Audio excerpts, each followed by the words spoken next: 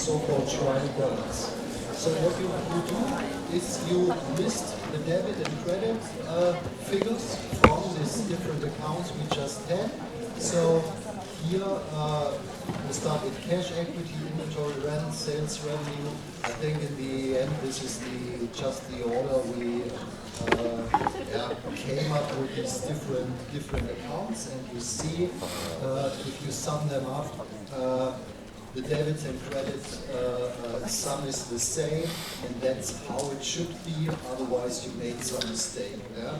And of course, it's totally logical because every transaction we considered 2 times. 1 time on the debit side, once on the credit side, and the numbers, of course, need to pan out. And if here something does not pan out, well, you just made a mistake. However, don't be too overconfident if these numbers match. This does not necessarily mean that you did everything correct. So they would, for example, also match if you do some mistake like instead of saying, 5,000 equity was injected in the firm, like 50,000. So 1 0 too much or too little, and doing this both times on the debit and credit side, of course the numbers will pan out. However, this transaction was not properly accounted for. Yeah? So it's a good test to see whether you made some obvious mistake, however it does not prevent you, or you will not see all and every mistake that is here. Then, in this example, there's a little bit more information, and you see the first one is related to this January 1st we were talking about, right? So we said, this is 900 cash. However, it's basically something that is relevant for 3 months, not just for 2 months. Yeah? So we need to account for that. Then, what is also not in there already is depreciation of furniture. So we assume 20% straight line depreciation each year. That means you need to kind of be careful here. So we have this business furniture, we bought it for 600, we know 20% is depreciated over the whole year. However, we want to set up financial statements only for 1 month, so we basically need 1/12 of this 20% to account for. And then, last bullet point, and it's also something that is should be familiar to you now. Business did not receive the electricity bill, but they know it will be 110, so we need to account for that too. So we need some adjustments in our accounts. So first thing, is the rent. So what we had here is basically we had this cash payment. However, you should know by now that in the income statement we only consider 300 of these 900, right? It's a 3-month period. We set up an income statement only for 1 month. That means we only take 1/3 of this 900, and that's actually what we have here on the credit side. And we adjust for this at the end of the period. So January 31st, income statement 300. And you see then something is missing, and that's then this 600 we need to take into consideration. Before we do this, actually, what's this 600?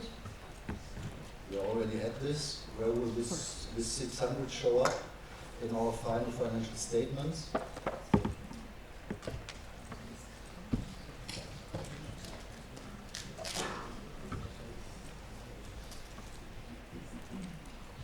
I mean, we basically had, I think it was, probably the number was different, but this transaction we talked about before.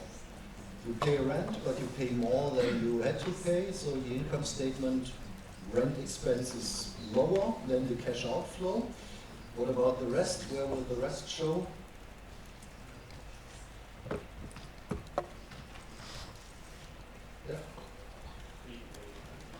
Yeah, prepaid rent, prepaid expense. And that's exactly this 600, right? This difference. Okay, Then depreciation of furniture. So we set up this new account, depreciation, and well, we have this 10, as I told you. 10 is basically, how much furniture was it? What was the number? 600, right? And then 20% of the 600 is 120, and that number divided by 12, so we end up with a 10 depreciation for 1 month. That's where the 10 comes from. 20% of 600 divided by 12, 10, and electricity, there we got the number 110. Yeah? But if we write this like this, well, the duality concept is somehow violated. We only have now this credit side notes. We have to somehow deal with this. And let me see.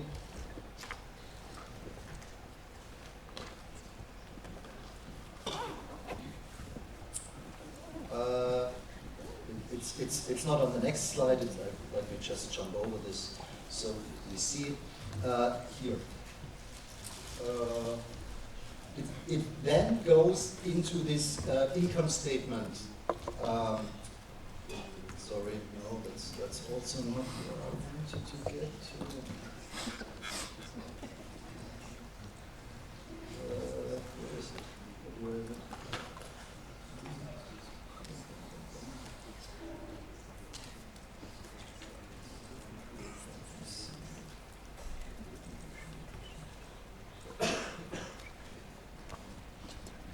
Yeah, no, here it is. Here it is. So here you see the income statement account, and on the credit side we have these missing elements: electricity and depreciation. Yeah, and with the prepaid expense, as I said, this is something, as you mentioned, this will end up in the balance sheet, but there we are basically fine because here. Yeah, we accounted for this, and this will then go in the balance sheet. So these two were missing. The credit side and notes, they are then here in the income statement. So on the left side, debit side, the lower two, electricity and depreciation. Okay, but let me go back to where I jumped over. So the other income statement accounts, they were all fine. So we did the balancing there, and you see that, well, in the end, the balance directly then goes into the income statement. Yeah? So we have sales revenue, 1,200. I mean, before we even talked about this, how to interpret this. This is actually the first line in the income statement. Then cost of sales and wages. And you see, well, what's on the debit side, that's basically something that comes in, revenue, characteristics. Whereas if it's on the credit side, it has some expense characteristic. Yeah? So cost of sales is something that is reduced from the revenue, same as wages or expenses. Yeah? So it perfectly matches. Then here is the summary of these income statement accounts, and as I said, here they directly then go into the income statement. So you see here on the debit side, well, the costs, the expenses, and on the credit side, the revenue. And in the end, you have everything you need now to set up the income statement. You just have to, well, sort it out, put the revenue on top, and there you are. Yeah? You have to just bring it into form. And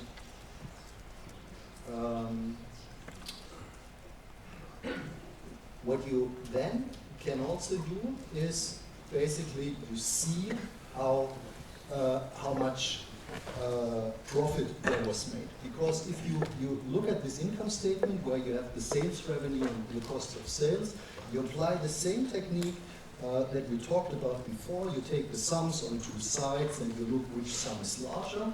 And if you do this, yeah, maybe I open it in Excel, you might see better then.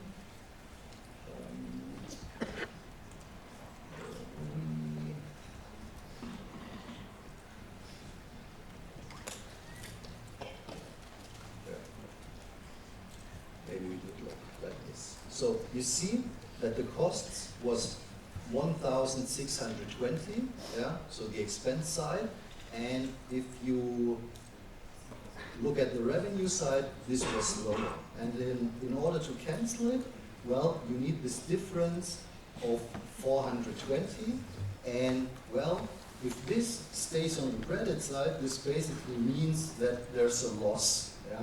So our revenue was smaller than the costs. That means the firm made a loss. Yeah? If it were the other way around, let's assume the revenue was 1,700, you would have the larger sum on the right side, and you would have this equity note on the credit side. That means then you would have a profit. Yeah? So that's the basic idea here. Okay. And well, if we then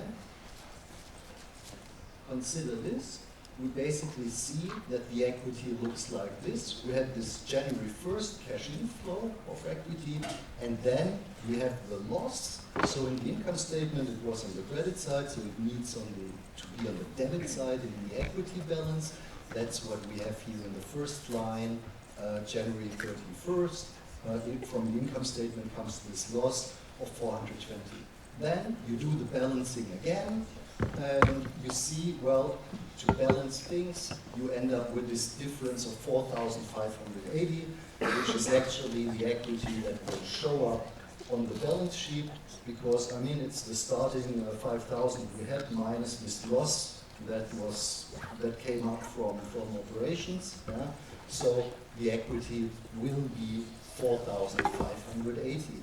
And that's then indeed everything you need.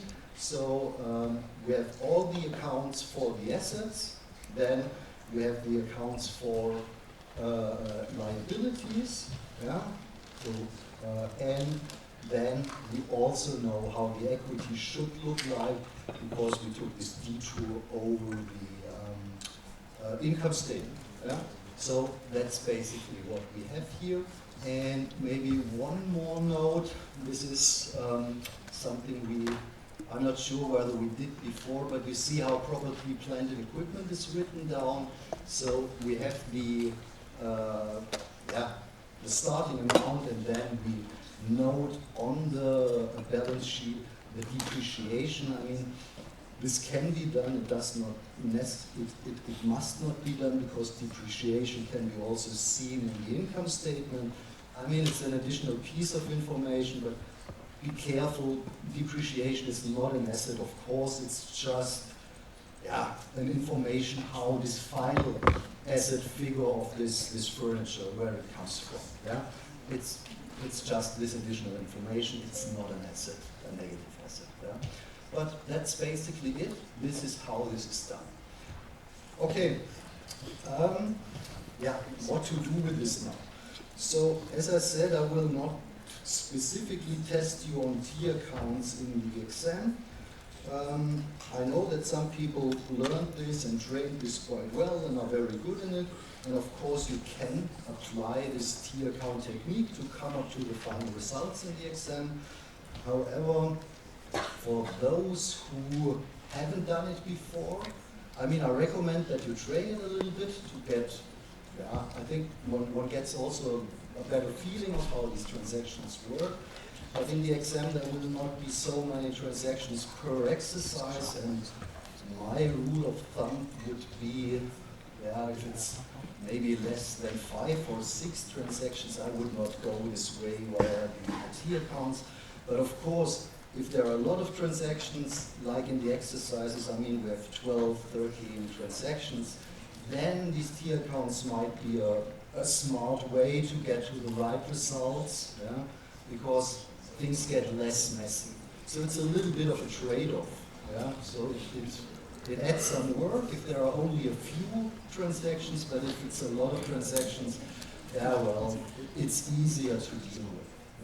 And as I said, I recommend that you just repeat the old exercises you already did with this, applying this technique, and then you see what's better for you, where you get a better feeling. But I also think those that struggle at the moment a little bit, how these transactions affect these or that elements on the financial statements, this might also help a little bit to get the feeling. And as soon as you have this feeling, you do not necessarily need them if it's only a few transactions. Yeah? Okay, questions about this?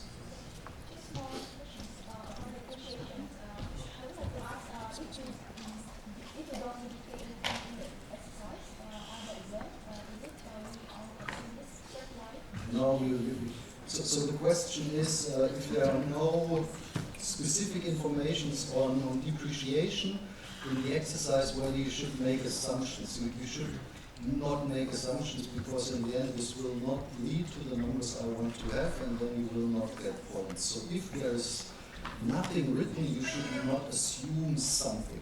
Yeah? Because, I mean, if you have to depreciate, you will get the information to straight line appreciation with an assessed economic life of 5 years or depreciate 20%. I mean, there will be specific how you have to deal with it. Do you write like reductions on first line? Do you write straight line or make reductions?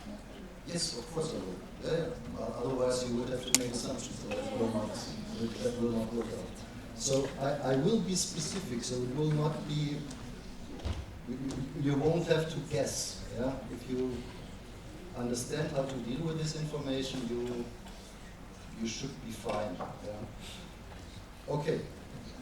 Further questions? But I mean, it's the same in the textbook, right? It either says it's 20% or it's straight line. I mean, you will end up with something perfectly different if you have no specific information on that. So it just gets different. Yeah? Okay. Then this.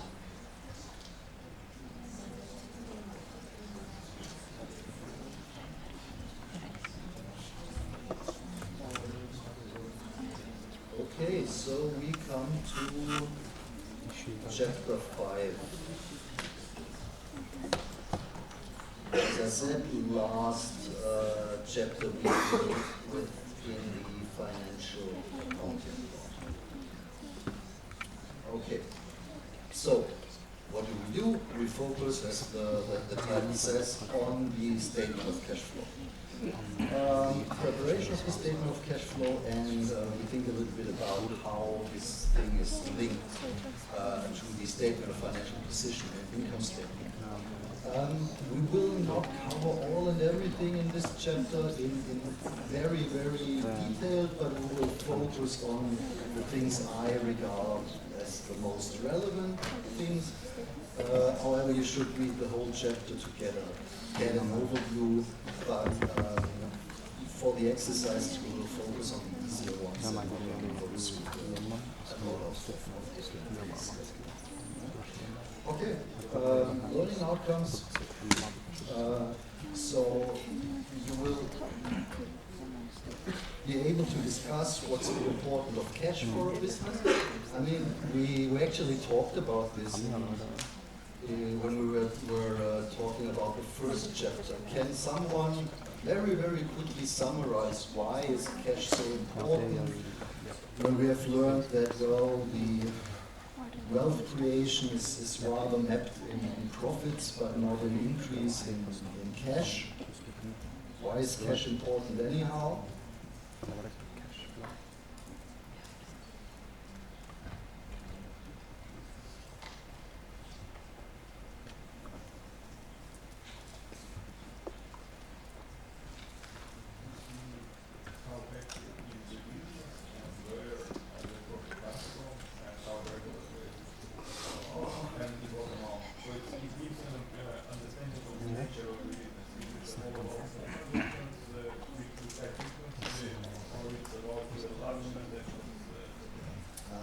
No, I would disagree. So your answer was it gives you a picture, if I understood it correct, of the kind of transactions of the business, what's going on, and you made this example that you can differentiate between whether it's rather large transactions that happen or a lot of small transactions. But as for the other financial statements, these numbers will be aggregated. So you will not really see this. Yeah? So the numbers add up, and it doesn't matter whether you add up 3 very large numbers or 3,000 small numbers. You only see the final figure. So that's not something you can see here. And in general, I would rather say if you really want to get an idea of what the business is doing, how wealth is generated, you should go for the income statement and the balance sheet, not the cash flow statement. No, there's something different important about the cash flow statement. I mean, my experience is that students, and it's not only first year bachelor students, but also in my master courses, they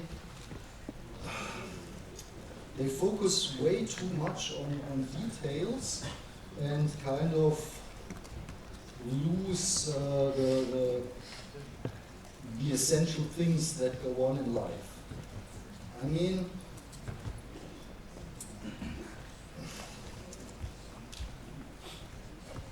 we have this abstract idea of a business is founded so that there's wealth generation for the owners. But why should this be how should I say, a valid goal per se? I mean, what's one if I'm more wealthy and the profit number is super high on some income statement of a firm that I own? What's my, I mean, now we start to get a little bit into the field, to get into the field of economics, but what's my use, what's my utility from high profit numbers?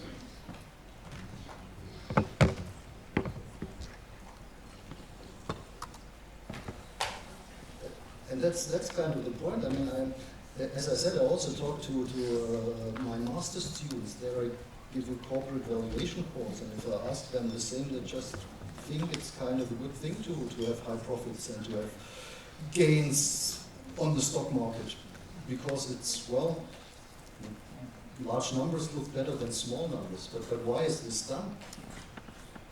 I mean, it basically boils down to what? Another example, I mean, why am I standing here? Why do I do what I do? Huh? Yeah, it's a matter of living standards, and if you really want to boil it down, it's about consumption of basic needs. I mean, I need a roof over my head, and I need clothes to wear, and I need food to eat. So that's really basic needs. And if I want to have nice food and a nice roof over my head, I mean, I have to do what I do. And for the business, it's kind of the same. I mean, you want to increase wealth for the sake of consumption. That's basically it. I mean, even though people might think, yeah, well, it's good to have this abstract high profits and so on, in the end, it all boils down to consumption. Of course, you can then start, well, you can give it to your kids, so it's not necessary that I consume myself, but then it's consumption of the next generation, right? So that's the thing. And now, if you have this in mind, what about profits? Can you consume from profits? I mean, you cannot go to the grocery store and say, well, look at my income statement of my firm, so I want to have these and these goods. That does not work, right? So you can only consume with cash. So you need to transform these profits, or be able to transform these profits in cash. So that's one thing. Yeah? And the other thing is, well, you might go bankrupt if you do not have enough cash. I mean, we saw that these accrual numbers, you might have profits because you have a lot of trade receivables. Yeah? But if your customers do not pay you eventually, I mean, you cannot pay your rent, right? And you might also not be able to pay back the money to those people you owe money to. And if that's the case, if you cannot pay back money, then you're officially bankrupt. I mean, there are some mechanisms in place that happen, but that's the definition of being bankrupt, not being able to pay your bills. And this might happen even though you have a lot of assets and you have a lot of profits. However, if you have no cash, this happens. So you see, cash is very essential. I mean, for consumption per se, but also for a firm to live. I mean, in a normal world with a healthy firm, they will get cash for their trade receivables, yeah, and they will get it frequently. So it should all be fine. But as soon as a firm gets into financial distress, this might become a problem. And that's something you might not necessarily see from the income statement and the balance sheet what's going on, but you might look at the cash flow statement in order to get an idea whether this firm will survive. And in the end, I mean, that's a very important piece of information, not only for potential investors, but also for potential customers and so on. I mean, if I would buy let's say an electric car, new one, I'd like to know whether the firm will survive, because if it does not, well, maintenance of this car will not work very well in the future, so I make a loss, right? And this is something we can, at least to some degree, find out from the cash flow statement. Yeah? So you see, cash is really elemental. Then, well, I think I kind of covered the other points as well. Nature of cash flows. We will talk about this. And, well, of course, you will see how such a cash flow statement can be prepared and then interpreted. Okay. Yeah, this is what I just discussed quite lengthily. So normally people will only accept cash as settlements of their claims. There might be some postponement with the trade receivables, right? But in the end, you want to get cash. Yeah? There are no other means of payment that are usually accepted. Yeah? Yeah. Then this bankruptcy argument is really talked about, and as a consequence of this importance, actually, firms listed at stock exchanges usually have to publish such cash flow statements. And the respective international accounting standard is IAS 7. So if you want to have a closer look, you will find everything there. And I mean, maybe a few pieces of historic information. So the number of partial statements that need to be published really increased. So the first statements that needed to be published was the balance sheet, basically. Yeah? And then a few years later, firms were required to also publish the income statement, so that was the second one, and this was the third largest one. Now there are a few more statements that need to be published. Not so sure whether it's covered in the fourth chapter of the book, but there's the statement of equity, because we saw that it's not just a bunch, but we have these different elements, how this changes. That's another example. Yeah, as we said, we focus, as I said, we focus on this big thing. Yeah? And that's where we can find it. Okay. About the general layout of this cash flow statement. So if you look at this, you should immediately think back to where we started in the first lecture with these three pillars of the firm: operations, investment, and financing. And you see that the cash flow statement is also structured in line with these three pillars of the firm. So we have cash flows from operating activities, we have cash flows from investing activities, and we have cash flows from financing activities. And of course, if you use a cash flow statement in order to make some smart decisions, you should differentiate between them. So, I mean, you were talking about the well-being of the firm that could be seen. where would you look at if you're interested really in the well-being of the firm and whether the firm does operate properly? Which element is important then? Where's the daily business? It's operating, exactly. So this is the first thing you should look at. Operating cash flows, well, this should be a big positive number. There should be more cash inflow than cash outflow. Otherwise, you make permanent losses, right? If your costs are higher than your revenues in the long term. This will map into, well, usually it will map into negative cash flows. Of course, revenues and costs are not cash inflows and outflows. You need to be careful, but in the long run, it's relatively simple. Yeah? What I just said is here, this is second small bullet point. Note that cash inflows are not necessarily there. Then investment activities. So to make investments, we usually have to pay in cash. Yeah? And I mean, even if you finance some investment by debt, what happens? Well, we have this liability then on the balance sheet, we have this cash, and then this cash is used to buy the machine. So this was how it was done. Usually, well, the supplier of some investment goods will not give you credit. Yeah? You have to pay the supplier, but you go to the bank to get the financing, or you issue some new stocks to get equity financing, right? So cash from investing activities usually requires some cash outflow.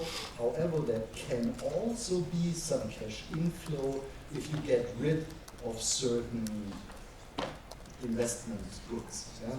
You sell old cars, you sell used machines, maybe you sell a little bit of property because you size down and you don't need that much property anymore. So there can be also outflows. And let me, when we talk about this, no, I'll have this question later, but I just ask it now. Usually, positive cash flow numbers, so cash inflow is regarded as something good. If you have a positive number on the cash flow statement related to investing, what should you think? Is this a good sign? What do you learn from this? If you have positive net investment cash flows, you get money from the investment activities. Yeah. Yeah, exactly. It's rather negative side. It shows that the firm gets smaller. So usually firms invest in order to generate profit in the future, right? So a negative number here is not necessarily a bad sign. But of course, you always need to somehow assess what comes out. So if you, for example, observe a lot of investment activities, but in the long run do not see that operating cash flows go up, the investments were probably not the best ones. And then, of course, it should be a good thing to de-invest. Yeah? But in general, a negative number here is not a bad sign because it just shows the firm is growing, the firm is investing, and hopefully in profitable projects. Right? And then, last part, cash flow from financing activities, cash flows related to long-term financing of the business. And you see here, well, it can kind of go into both directions. If the firm raises new money, well, this will go up, but if they pay back debt, this will be negative numbers, it will go down. So here you need to look carefully to make an assessment, and you should not only focus on the sign, whether it's plus or minus, but you need to be careful what's going on here. Okay. And this is just an example of how this statement looks like. So it's really stylized. In reality, if you look at the cash flow statements of big firms, they look much more messy. But these are the main elements. So what we have here is cash generated from operations. Then we subtract interest paid. And then here we have corporate tax paid in this example, and this then gives you the net cash generated from operating activities. And I mean, you need to be a little careful here with the interpretation, because actually interest that is paid, as far as we discussed so far, you could regard this as, well, some financing. However, the idea here is really, well, if you would not have this debt, in order to make some investments, you would not be able to generate this operating profit, generate this operating cash flows. That's why we regard it here.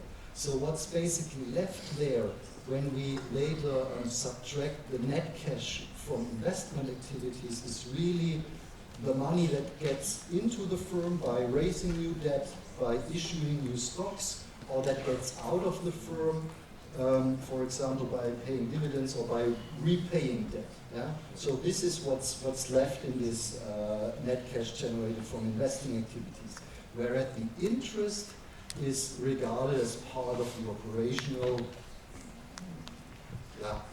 operational part, and the justification is actually, well, if you would not pay this interest, then you would not have been able to invest in this machinery or property or whatever, and then you would not have been able to generate this operational cash flow. Yeah? So that's the idea here.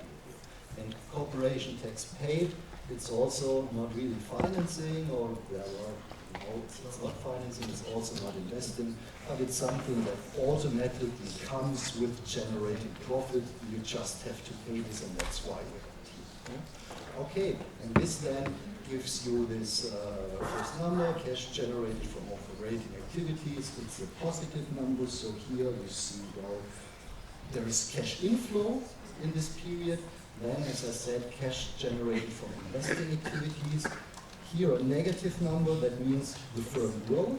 There is some investment in additional assets. That's why we have this negative number. And then cash used in financing activities. It's a very big number here, but you see the firm might have paid back some debt. Yeah, a big bunch of it. That's why we have this negative number. And then we see, well, we have this slightly negative number here. And, well, if you really start to think about it, it's not that bad to have this negative number, because you could, for example, compare the cash generated from operations, which is very, very high in comparison to the small negative 172, plus, as I said, we have this investment activities of 700, and still the net decrease in cash is only 170, so it should be all fine. That's quite healthy. The firm invests, and that's why we have this net negative cash outflow, but it's way less than the investment amount. Okay, I mean, we just talked about that, so we can skip this. This is just a summary, what comes in. As I said, this can be used as a reminder when you start to repeat all these things for exam preparation. And now, about these methods, how to deal with the operating activities that lead to changes in the cash flow statement. And I see I have only 5 minutes left, so I guess we will stop now, and we have one other lecture tomorrow, and then we talk in detail about the direct method, which is not that complicated, but especially the indirect method. It is a little bit more complicated, but that is commonly used. Okay.